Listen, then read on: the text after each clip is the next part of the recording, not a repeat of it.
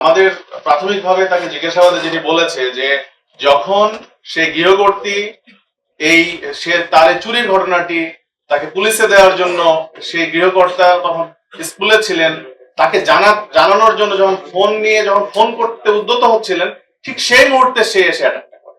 প্রাথমিকভাবে আমাদের এটা বলছে, সেই মুহূর্তে সে ওই গৃহকর্ত্রীকে অ্যাটাক করে। তখন তাদের মধ্যে ধস্তাধস্তি হয় এবং সেই সময় সে ক্লাস 9 পড়ুয়া তার যে মেয়ে সে ঘুমিয়েছিল। যখন মার সাথে ধস্তাধস্তি চলতেছে, তার পরবর্তীতে সে যখন এসে আবার ইন্টারকমে সিকিউরিটি গার্ডকে জানাতে যায়, তখন সে আবার মাকে রেখে মেয়েকে অ্যাটাক করে।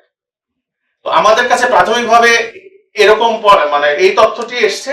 আর আপনারা যেটা বলেন সিন্ডিকেটের বিষয়ে আমরা খুবই প্রাথমিক পর্যায়ে রয়েছি, আমরা বিষয়টি নিয়ে এখন স্টাডি করছি। তো সিন্ডিকেট আছে কিনা এটি নিয়ে আমরা ফার্দার স্টাডি করব, স্যারদের নির্দেশনে আমরা সেভাবে কাজ করব এবং পরবর্তীতে সে যে জিনিসগুলো খোয়া গিয়েছে এটা মার্ডার করার পরে সে বিষয়গুলো নিয়েছে। আমরা গিয়ে পেয়েছি যে আলমারি খোলা, দুটো আলমারি খোলা, চাবি লাগানোই ছিল, কিছু ব্যাগ, ভ্যানিটি ব্যাগ তছনছ করা ছিল।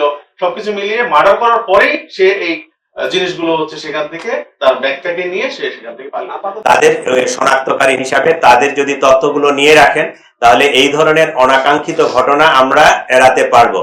এই ঘটনাটা অত্যন্ত দুঃখজনক, আমরা চাই না একই ঘটনার পুনরাবৃত্তি হোক। আপনারা সকলে সচেতন হন এবং আপনি গৃহকর্মী রাখার ক্ষেত্রে আপনারা এই অবশ্যই তার পরিচিতি নিশ্চিত না হয়ে কখনোই, তাহলে সে ইচ্ছা করলে তার পরের দিন আর কাজে নাও আসতে পারতো, কিন্তু সে ছুরি নিয়ে, চাকু নিয়ে তারপরে দিন ওই বাসায় ঢুকছে। তার মানে তার যে ক্রাইম করার যে ইন্টেনশন, এই মোটিভ নিয়ে সে ঢুকছে। এই ঘটনাটা যেহেতু মহিলাটা মারা গেছে, এখন তার স্বামী জানে কিনা টাকা চুরির বিষয়টা আমরা এখনো এটা কনফার্ম করতে পারি নাই। তবে এটা একটা এলিবাইও হতে পারে। যদি সে সত্যিকারই 2000 টাকা চুরির জন্য বাসাওয়ালি তাকে বাগবেতনটা করে, সে তারপরে দিন নাও আসতে পারতো, কিন্তু সে হত্যা করার উদ্দেশ্যে ছুরি চাকু নিয়ে বাসায় আসছে কাজের মহিলা, তাহলে তার তো ক্রিমিনাল ইন্টেনশন নিয়েই সে ভিতরে ঢুকে। এখানে থার্ড পার্টির ইন্ধন এইরকম আমরা কিছু পাইনি।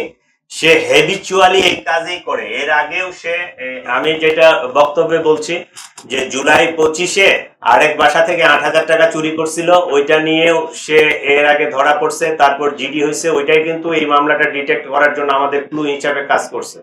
এবং সে তার নিজের বোনের বাসাও চুরি করছে এর আগে।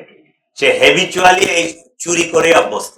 যদি 2000 টাকা চুরির ঘটনাটা সত্যি হয়, তাহলে তাকে যে ওই পুলিশে দেওয়ার ভয় দেখাইছে, তারে যে রাগারাগি করছে, তার মধ্যে একটা ক্ষোভ কাজ করছে, সাথে সাথে সে যে চুরি করবে এই ইন্টেনশনটাও নিয়ে আসছে।